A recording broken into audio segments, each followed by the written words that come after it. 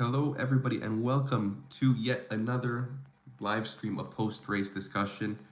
Now, this race, this race was something incredible. I mean, I don't even know what to say. Absolutely loved it. I thought it was the best race we've had so far, the most entertaining by far. Definitely one that I think will be looked at in the future. We'll be talking about this one, going over how truly interesting it was. 1 second, let me just see here. I need to make some changes. Hold on, I'll be right back. Okay, there we go. Now we're live. So, again, thank you guys all for hopping in.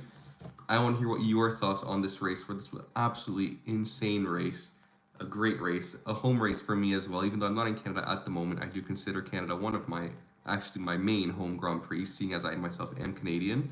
Let me know what you guys thought of the race in the comments. Was it a deserving win for Max? We know that he had to fight for today. Usually he doesn't have to fight this hard, but today I can tell you I was in no way certain that he would be a lock to win this race from the get-go, so really had to fight for it. But let's start at the beginning. Now, obviously we all know that if you watched the race, and if you didn't, that's fine. Welcome to the post-race show. But if you watched the race, and especially the start of the race, you'll know that at the beginning we had a wet situation. Now, everybody opted for the inters, which is usually what people are running when we have these wet situations, except for Haas. Now, they sent both of their drivers out on the extreme wet tires, which normally we don't see drivers use anymore today, because when we are in an extreme wet situation, well, usually the race isn't going on if the rain's so bad that you would need the extreme wet tire and the intermediate tire wouldn't suffice. But they decided to gamble and they took those extreme wet tires. They were the only team to do so, the only two drivers out on circuit on those extreme wet. And originally people thought that it might not be wet enough for these extreme wet tires, but once we saw the race start, these two drivers, Hulkenberg and Magnussen, they were absolutely flying. They were making up places. They were zooming past other cars. Now, I don't remember exactly how high it was. I think Magnussen even ended up getting into fourth. It might have been fifth. I'm not sure, but I know they each made more than 8 places up. Unfortunately for Magnussen, so the problem with these X-Wets, the extreme wet tires, is that they tend to fall off much quicker than the intermediate tires, because the way these wet tires work is essentially you have to be running them on water, or else you're going to be destroying, basically shredding off that tread that helps you displace the water. Now, the wet tires, being obviously more capable of displacing more water, they were much quicker to tear off and disintegrate and basically wear down than the intermediate tires were. So I think Magnussen had to pit on lap 8, if I recall correctly. On lap 8, he decided to pit, and he was in a great position. I think he was in 5th at this point. I may be wrong. You can correct me on this one. But he was up there in the points, and the second he pitted, unfortunately, Haas had quite a slow pit stop. I believe it was about 8-second stop for Magnussen, which basically undid the majority of the work he had done so far up until that point. Obviously, this is pretty gutting as a driver because he was having fun. They were going for overtakes. You could clearly see that at the beginning, they just had more grip on that wet tire, because as you start to run on a Formula 1 track or a racing track, originally there's no grip. Having just rained, the track is wet, but all the drivers basically try to drive down the exact same line, and this creates a drier line, or a line that essentially you keep running over. You have treads originally, and then you have an area that becomes dry and much easier to go over, and there's more grip. Now, at the beginning, there's no grip on any of the circuit, so these extreme wets that these two drivers were on were capable of finding grip on parts of the track where other drivers weren't on, trying to follow the car in front, and the portion that was already considered to be a bit drier, so to say. So that was definitely, they were having fun. They had more grip than anybody on any portion of the track because it was all wet at the time. But obviously this didn't last too long. However, for the beginning of the race, it was quite an entertaining moment, quite an entertaining show to watch all these overtakes for a team that typically we don't see up in the points. This year they've been doing better, but they're not the quickest team. They're not up there fighting for those positions. Now, at the beginning of the race, or even I could start with qualifying yesterday, my personal favorite team, they had a pretty bad weekend overall, a weekend definitely to forget. We know that they qualified 11th and 12th, so they didn't even make it out of Q2. They were hoping that given the race situation, their setup was more geared towards potentially raining throughout the race. They were hoping that they'd be able to make up some of these places in the race. And I don't know if you guys saw my community post, but I also made my predictions for bets for this Grand Prix. I think I had Leclerc in the top 6 and Sainz in the top 10. Now, I thought this was not a no-brainer, but given that Canada is typically a circuit where you could do a lot of overtakes, very many opportunities for overtakes, especially the last straight going into turn 14, right at the Wall of Champions, I truly believe that Ferrari would be able to make up. I mean, for Sainz, you have to make up 2 places, and I thought Leclerc could surely make up 4 places, 5 places even, to get to the top 6. But unfortunately, right as the race started, I think it was first, second, maybe third lap, we got Charles Leclerc's new race engineer, Brian, on the radio saying that there were issues with the engine and he should keep pushing. Now, I'm sure if the issues were small enough, they wouldn't have even mentioned it. Later on, I believe a couple laps down the line, Leclerc asked how much time he was losing from this incident, and the response was half a second on the straights. Now, keep in mind that this is during the wet situation when DRS wasn't enabled, so these drivers couldn't use DRS to get to the maximum top speed available.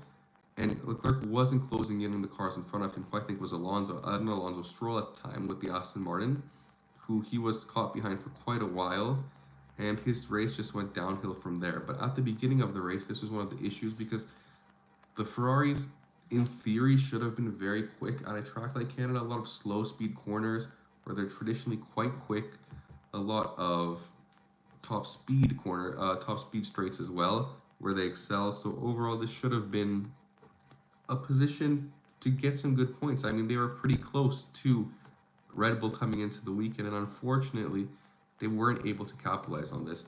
So we know that Leclerc was having these issues. Later on in the race, there was the first safety car where Leclerc pitted and he tried restarting the car. It wasn't working. Apparently, they fixed the issues with the engine, the power unit, but he was already a good 20 seconds behind at this point. However, they decided to gamble and put hard tires on that Ferrari. Now, the issue was that at this point in the race, we were already at the dry part of the race, but we were heading back towards rain. So rain was coming in right as they were putting these hard tires on the Ferrari, and this meant that basically you could gamble, but there was no point in the gamble because it started to race right as you were coming out with this gamble. So you weren't going to make up any time, and he went down, I think, to about 40 or 50 seconds from the car ahead of him within one lap because the rain was just coming down. He was forced to pit again onto intermediate tires. Then this led to the whole him being lapped by the top 5 cars. Essentially, I was just waiting for the Ferrari to decide to retire that car and put Leclerc out of his misery. As much as I hate to say it, after such a great weekend in Monaco, it was quite a disappointing race. It wasn't their fault. At least it wasn't Leclerc's fault. I mean, I know he would have liked to have more from this race, but it just wasn't meant to be. Unfortunately, you could tell that he was a bit gutted. He didn't have a great qualifying session. We know everything that happened. But regardless, it is what it is. Leclerc retired. And then later on in the race, Carlos Sainz, who also wasn't having a great race, he qualified 12th. He wasn't even in the points. He spun at one point when it was already towards dry conditions. He was already on the dry tires. And not only did he have to end up finishing his race, retiring from the race, he also knocked out Alex Albon, which ended up finishing Alex Albon's race as well, unfortunately. Now, that's definitely not something you like to see. I mean, especially for a team like Williams, who are fighting for any point they can get.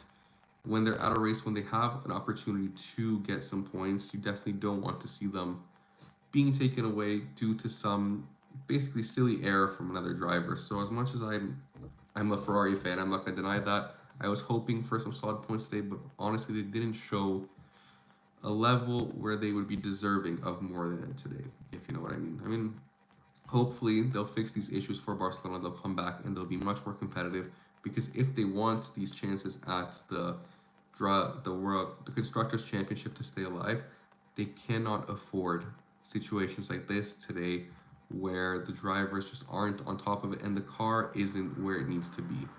Now, I've said this before in my Canada preview video.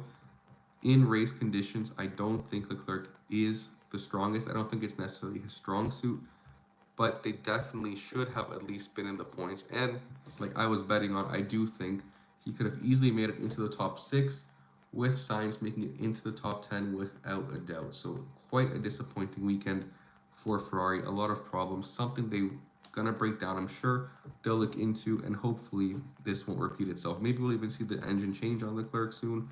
I don't know, but that is something that we'll see in 2 weeks' time going into Barcelona. Hopefully it doesn't repeat itself. As for the pole sitter on this race, so this is what we can talk about. Let's go. I'm not sure if we should do this chronologically or driver by driver because there's just so much to mention, and I don't even know what to say. It was such an exciting race, but let's start like this. So after the great qualifying session yesterday, we had 2 drivers who basically could have been on pole, George Russell and Max Verstappen, and George Russell ended up starting on pole position because he set the identical time to Max Verstappen, which was a 1:12.000. However, he set it before Max Verstappen. So Russell had set this time on the used softs in the first running of Q3, whereas Max came out later and set this on the new pair of soft tires towards the end of Q3. Now, this is fine, but that meant that today, during the race, we would have Russell on pole and Max Verstappen right behind him. For the first 10, 15, basically the first stint of the race, because we can break this down to separate stints. So the stint before the safety car, this was going quite well for Russell. He was holding off Max Verstappen quite well until, and I hate to say this, until he felt some pressure. So once we were getting to the switch over point where it wasn't necessarily intermediates anymore, you could maybe go towards a softer compound, the dry compounds. This is when Verstappen obviously started pushing towards overtaking Russell. And not only this, but we saw Russell make a mistake. Now, this isn't the first time Russell is making a mistake in these high pressure situations. I know we've gone over this last year in Singapore, over this year in Australia. Anytime there is some sort of pressure on Russell, now I hope it's not a repetitive pattern that will continue to happen because I do like Russell as a driver, but he seems to fall a bit under pressure. That's something we've seen again today because I believe it was into turn 14. He made a mistake which allowed Max Verstappen to overtake him. And I don't remember exactly if right then Norris overtook him as well, but shortly afterwards, Norris overtook George Russell as well. So now we had Verstappen in first, followed by Norris, followed by Russell. After Russell had started on pole position, had led the race, and at some point was overtaken by these 2 drivers, not on pure pace because Russell was holding them off well, but simply due to the fact that these drivers saw the opportunity basically when Russell made this mistake and overtook him. So with Verstappen on pole, right at the switch over area when it was, again, not quite dry, but still a little bit wet, we saw Norris do an on-track overtake against Max Verstappen going into turn 14, a beautiful overtake, and I was shocked. I mean, I think that's the first time we've seen an on-track overtake against Max Verstappen in a while, and it was clean. And not only that, but afterwards, Norris was showing how quick that McLaren was. They had pure pace in that car. Pure pace in that car. I think after 4 or 5 laps, he was already 10 seconds clear of Verstappen, and it was so unfortunate that Logan Sargent made a mistake for the second time in this race. Not once, but twice in this race, he made a mistake. The first time, he only simply brought out a yellow flag, which I guess is excusable because it was still under fairly wet conditions. But the second one, again, by his own doing, he missed the turn a bit, goes into the wall, brings out a safety car. Now, the problem was that the safety car wasn't immediately called, so the FIA race control kept yellow flags out on that sector 2, might have been sector 1, of the track for a good 20 seconds before deciding to push for a safety car. And unfortunately, at this point, although he was about 10 seconds, 11 seconds clear of Verstappen, Lando Norris had just gone past the pit entry. So he had no time to go into the pits and switch on to the newer intermediate tires, again, because there was projected to be some rain coming in as well. And the cars behind him, example, Max Verstappen, George Russell, Oscar Piastri, the others, they were all able to pit under this safety car on the first lap. Now, Norris was planning obviously to pit as well, so he was going to complete another lap and then enter the pits. But the problem was that towards the end of sector 2, at the beginning of sector 3, he had caught up to the safety car, and this drastically decreases your delta. You're not allowed to go as quick anymore. So while Norris had to follow the safety car slowly, this gave the opportunity for the other drivers behind him, again, Max Verstappen, George Russell, to catch up towards the safety car, which is a much quicker delta than just staying behind the safety car. Now, at this point, Norris did go into the pits, but when he came out third position behind George Russell, and it was very close with Oscar Piastri, but he did manage to squeeze by Oscar Piastri. Now, I'm sure the team wouldn't have been too worried about this. They would have let the quicker driver go forward, and at that point, it seemed that Lando Norris was by far the quicker driver. He was showing that he had a lot of pace at the moment, but regardless of this, after the restart, we just didn't see him quite on the same level that he was at prior to this first safety car, which was unfortunate because he looked to be on another level completely if we wouldn't have had a safety car. Of course, it's the luck of the draw. Back in Miami, we saw the exact opposite. So we saw Norris get helped out by a safety car against Max Verstappen. And today we saw Max Verstappen get helped out by a safety car against Lando Norris. This is something he also mentioned post-race. It's something the commentators mentioned. We all knew it. Just the way it works sometimes. Sometimes you win out, sometimes you don't. Now, I do want to apologize. I am still fighting a cold. We're doing our pediatrics rotation, so a lot of sick kids. Hopefully, it'll pass soon.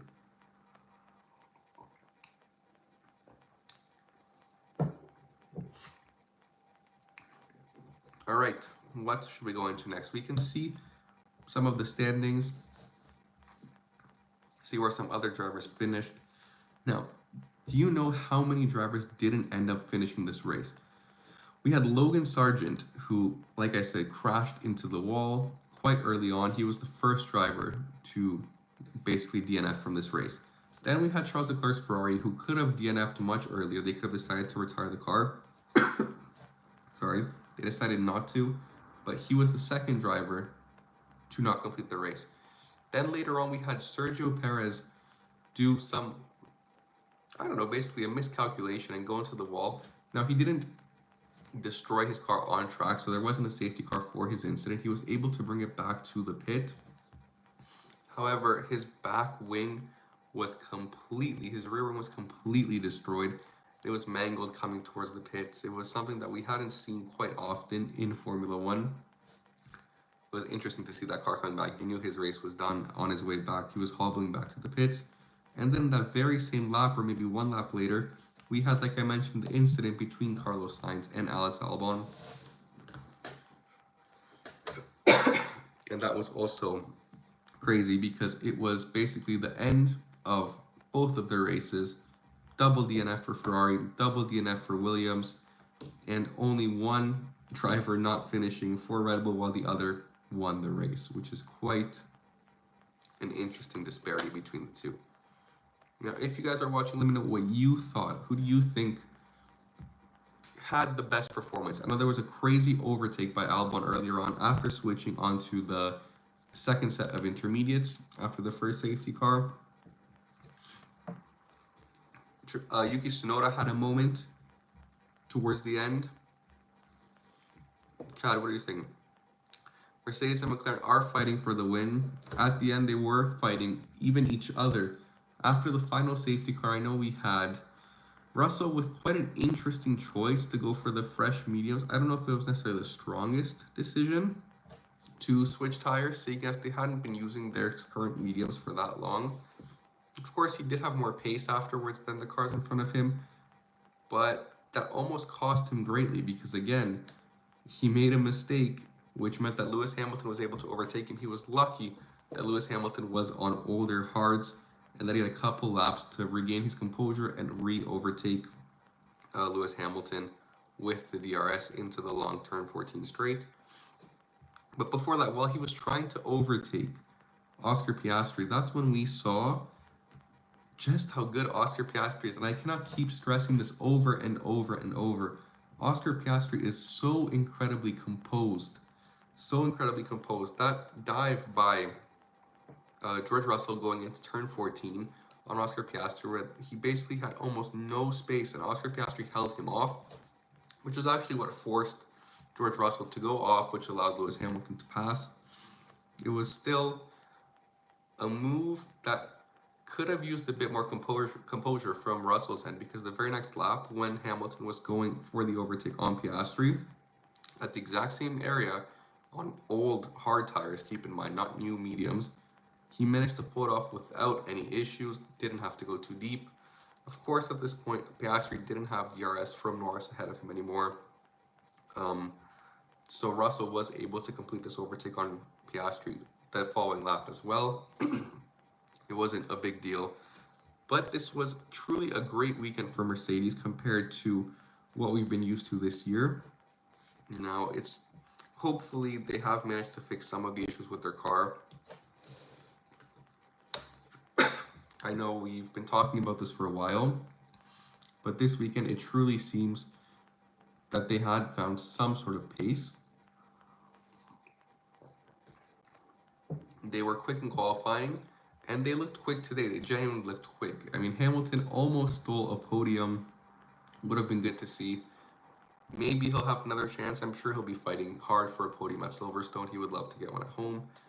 But so will Russell, so will everybody else. So it's not a guarantee. However, I do know that generally he's quick. And Hamilton is very quick at Canada too. Like I said in my race preview, he's one of the most successful drivers in Canada alongside Michael Schumacher. They both have 7 wins there. So it's definitely a circuit where he feels comfortable with the conditions, with the circuit itself. Great race by Mercedes. I know George Russell was beating himself up after the race, saying that it was on him. And to some extent, I do agree that he did make some mistakes that cost him quite a lot. But I don't think he would have been able to secure a win had he not made those mistakes. So maybe it just made things more, I don't know, dramatic, made things happen quicker than they might have. So they might have had to actually fight George Russell on track for these positions, but I don't think George Russell would have kept these positions had he not made these mistakes. So it's give and take. It's a give and take, but I don't think that it necessarily would have been too different had Russell not made these mistakes. I think Verstappen found pace towards the end. Norris was flying. Definitely something to keep in mind. So he might be kicking himself right now, but I don't think there would have been much of a difference. Chad's saying that Mercedes should start thinking about the Constructor Championship. I'm not even sure what Mercedes' standings in the Constructor Championship is. Let's see. Teams. I know it's Red Bull, then it's Ferrari, then it's McLaren, and then it's Mercedes. Mercedes is at 124 points in 4th position, behind McLaren with 212. So if they want to start thinking about that Constructors' Championship, they definitely have to do much better than they've been doing so far this year. I'm hoping still that Ferrari can overtake Red Bull, of course, for the Constructors' Championship, because as much as I would like to see Leclerc get the Drivers' Championship, I don't think it will be too easy. Now it depends on where Sainz's mind is at too. As for Mercedes, I think Lewis Hamilton doesn't really care anymore. His head's already at Ferrari. I see him hanging out in the paddock more with Leclerc than with the Mercedes guys at this point. Totally understandable, but not necessarily the situation or the environment you need for a championship-winning team. Maybe if they do bring even more upgrades, that car becomes a rocket ship again, then we'd be having a different conversation. But as of right now, I need to see more to be, yes, Mercedes for sure, they're going to be fighting for the Constructor Championship, because right now they have 1 podium all year, and that's nowhere close to enough for a Constructors Championship. But I do agree with you in saying Perez is not the way.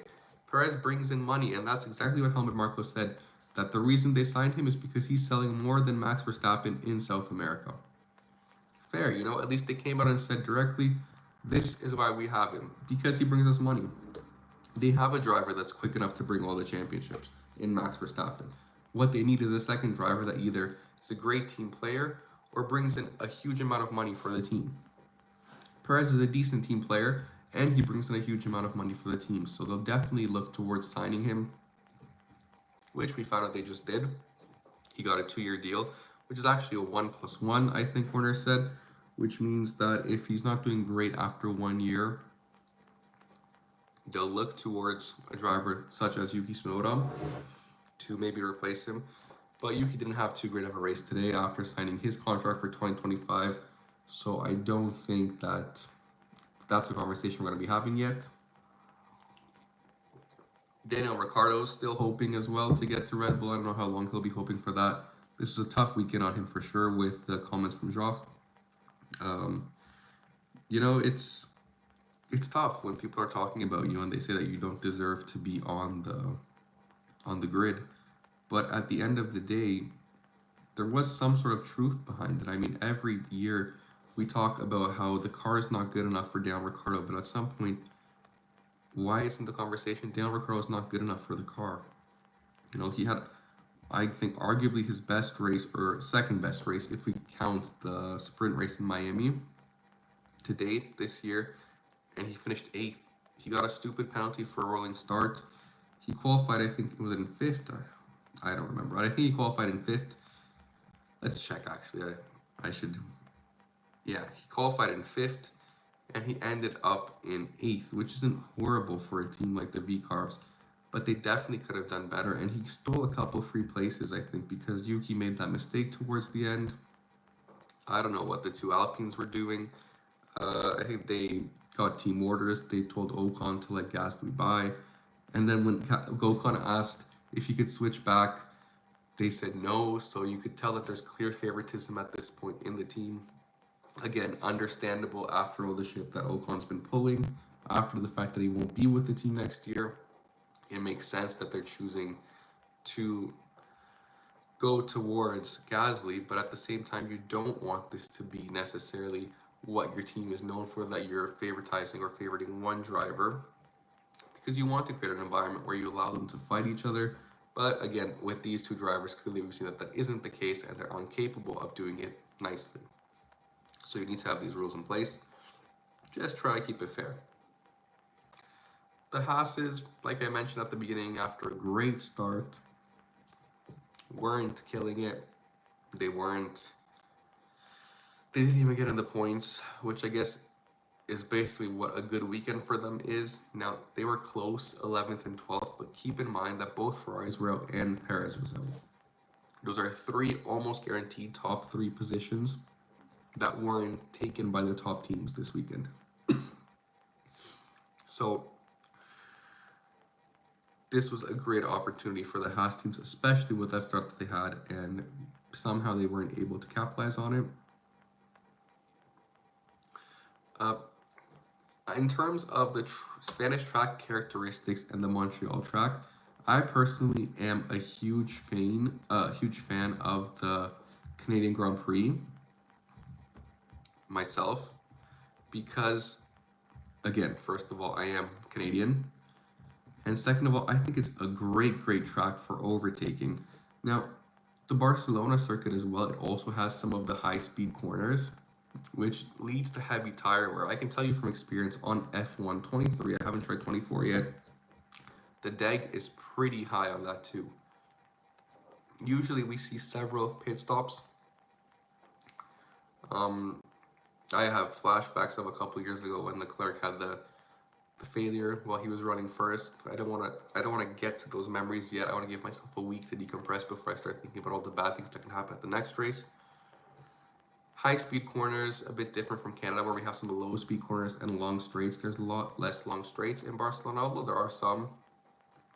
It is a nice track. It's basically an all-rounder track, so it doesn't favor one or the other. It's a lot of different corners. It's a pretty cool track. I think a lot of drivers are fans. It's always nice to see what Alonso does there, and lately Carlos Sainz, although we do know that Alonso's the OG, the original fan favorite in Barcelona. Now, of course, we will be doing another live after the Barcelona Grand Prix, so if you haven't yet, please make sure to subscribe to the channel. We just actually hit 300 subscribers today, so thank you all. If you're subscribed and you're watching this, thank you. If you're not subscribed yet and do want to subscribe to the channel, I do post F1 content weekly. I try to do at least one video. I just started doing race previews. We're doing lives after the races. So make sure to subscribe and join if you haven't already. I do appreciate it. Now, let's get back to this race before we wrap it up. So we touched on the Alpines. We touched on the Haas's. The Kick Saubers, there's not much to touch on. I know Zhou Guanyu wasn't confident after having the 2 incidents in FP1 and FP3. Definitely wasn't his race. I'm not surprised. He was 1 lap down, so it's definitely a race he wants to forget. He hasn't been doing too great this season. Definitely has to pick it up if he wants to remain on the grid, basically, because money can only get you so far in Formula 1. You do need to have results as well. Take Logan Sargent, for example. I am willing to bet that there is no chance, very small chance, he will be on the grid next year with the performances he's been having, or lack of performance.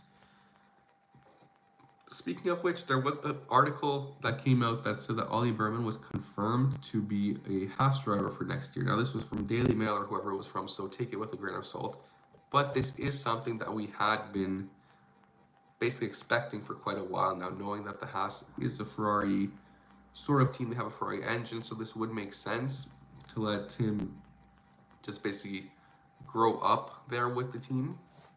That will be something to keep an eye out over the next week or two. I think we could be seeing some official news on that, especially if it has started to already leak. Yuki signed a contract for 2025, so he'll be staying with the VCARB team. I'm sure, again, his goal is to get to the main Red Bull team, which technically Perez has locked in until 2026. But again, that's a 1+1, so if he isn't doing well, I'm sure there's some sort of stipulations within the contract that they have together, probably based on driver performance as well. If he doesn't live up to that, then they can definitely at any point swap Perez with Yuki or with any other driver, but presumably it would be Yuki because, again, that's what the point of the sister team is in this case for Red Bull. And I feel for Daniel because if he doesn't get that Red Bull seat soon, which is seeming harder and harder, there aren't too many options for him left on the grid. He's cut ties with Renault. His stint didn't work at McLaren. I don't see him going to Ferrari where they have Leclerc and Hamilton locked in. Red Bull seems to be locked in, and if he wants, he could be moving down. But we've seen even right now for Sainz, a driver who, I mean, it's fair to say is better than Daniel Ricciardo at the moment. He's having difficulty finding a drive as well for next year. I know he was holding off to see maybe for that Red Bull seat. That didn't happen. The Mercedes seat didn't happen because Toto said that they want to focus on Antonelli, so they're hoping to have the next Max Verstappen, but at Mercedes, right? I think Toto Wolff still dreams, has nightmares about Max Verstappen. And I don't know if you guys caught him on the radio when he told George to focus. It sounded exactly like the Terminator. It sounded like Arnold Schwarzenegger with Terminator 101. That scared me. We were not expecting to hear Toto tell George to focus. But hey, I think we know who his favorite driver is on the grid right now. Not Hamilton anymore. Chad, you're saying Haas is a bad start for Behrman, a bad start every rookie. I don't know what to say. I think right now Haas is looking better than the Alpine option and the Williams option, because the Williams option you would be compared against Albon, and we don't know exactly who will be driving at Haas alongside Behrman, if it is Behrman, because both drivers are out of contract. Hülkenberg won't be there, so it's either they re-sign Magnussen and just add on Behrman, if it is to be Behrman, or both drivers are gone. Behrman takes one seat, and there's another empty seat. I don't see them doing 2 rookies. That would be quite risky. Could be Sainz.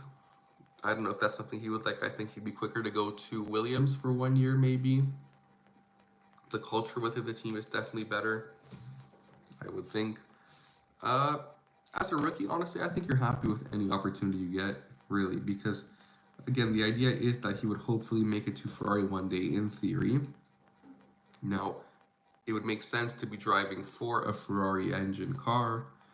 Maybe this could lead to something more. Obviously, as long as you do have Leclerc and Hamilton there, it won't be an easy road, but it's not an impossible road. So honestly, I think you'll take anything you can get if you're looking to get into Formula One. You're just trying to achieve your dream somewhere, somehow. To land as a rookie in one of the top teams, I think you need perfect timing. Everything needs to work out in your favor. Very rarely does that happen. I think it'll be okay. One driver I always forget to touch on, which shame on me, but Lance Stroll had a great weekend in Canada. I know. We don't say that too often. However, he did not beat Alonso, who he just mentioned he had beaten the last 3 times, so he was insinuating that he may be better. Well, Alonso made sure not to make it 4 times because then it would have been guaranteed that Stroll is much better than Alonso. But the Aston Martins finished 6th and 7th, which is a fairly decent result for them. Obviously, much lower than they were the previous year, but this is doing good for their season. Lance, as you say, Chad, Lance is not the best, but definitely not the worst. He has some moments when he's the worst, doesn't have too many moments when he's the best. Overall, he is a driver. Now, I don't know if he would be there if his dad didn't own the team, but that's okay, you know. If I was multi-billionaire and my son wanted to race, I would buy a team as well. So I don't hate the guy for having money. Oscar Piastri is a legend. Lewis Hamilton, under the radar, almost got a podium.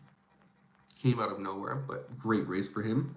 Lando Norris, once again, 2nd position. I'm so happy he ended up getting that race win in Miami because I could not bear to see him be sad on the podium about 2nd and not 1st. So now he seems much more upbeat when he is 2nd, knowing that he is capable of that 1st position.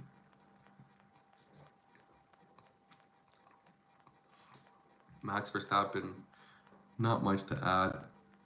Phenomenal race. I like the races when he has to work for it because that shuts people up about how he doesn't deserve it. It's just a car. Now, don't get me wrong. I do hate the domination we have had the past couple of years, but there's no denying that Max Verstappen is a great driver because Perez has the exact same car, and Albon, not even Albon, Sargent has outqualified him 6 times already. I don't know what to say. You know, it is the car, but the driver needs to be on top of it. It's not like when we had the Mercedes domination days when Lewis Hamilton, pure domination, true, but his teammate was also consistently at the top as well. And we aren't seeing that with Red Bull anymore. We saw that for 1 year, but now it's not quite as obvious anymore. We are getting a lot more discrepancy between Max Verstappen and Sergio Perez than we were getting at the beginning of the year. Chad, you're saying Oscar's a great dude to let Norris go ahead when he is out of pit. Yes, but that was under the safety car, so technically the fact that he was past the pit line, that was meant that you could see that he was just a bit ahead, which meant that he was rightfully owner of that 3rd spot. I know Oscar's a great dude, but I'm curious to see how tensions within that team will be once he gets a couple, maybe 1 or 2 more seasons behind him, some more podiums. Very curious to see whether we'll start getting tensions within that team because right now, Oscar Piastri is great, but the fact that Lando Norris has taken it up to an even higher level this year, he's still the clear favorite within the team. He's still the clear best driver at the moment. I'm not saying this can't change, but at the moment it is still Lando. But that's something to keep an eye on for the next couple years. That was one of my hot takes last year, actually, was that I think within a couple seasons, Oscar Piastri will be better than Lando Norris. Now, I don't know if I still stand by that. I think there's still a chance. But last year, we weren't saying this level of Lando Norris. It was more hype than performance. Now we're getting a lot more performance. Still the same level of hype. But it is what it is. Say W. Jebber. Hi, W. Jebber. I will dono. Welcome to the stream. Unfortunately, you can't donate yet because I don't have the super thanks on, but I would appreciate a sub and welcome to the chat. So, W. Jebber, thanks for coming by. Hope you enjoyed the race. But yes, as for Red Bull, great team. I think it will get harder and harder throughout the season. It's not going to be pure domination anymore, and this is what we love to see. Love to see it. I think we've touched on basically everyone. Now, I don't know when we'll get a race that will be this exciting again. Hopefully the one in Barcelona, but usually Canada's at the top. You know, Canada's one of the best races. Every year we have this crazy weather, crazy everything. Now, I will be posting another video next week. I'm not sure what the topic is yet, so make sure to subscribe if you haven't yet. I do mean it. You will get community notifications, bets that I'm posting. Definitely something you want to do if you haven't already. Thank you guys for watching this live. Probably going to be closing it now. Appreciate all of you. Chad, thanks for the chat. Jebra, thanks for the chat, and for everybody that hopped in. Hope you guys have a great evening. It is late here. So if you're in Canada and partying, enjoy. If you're somewhere else and partying, enjoy that as well. See you guys. Have a great night. Bye.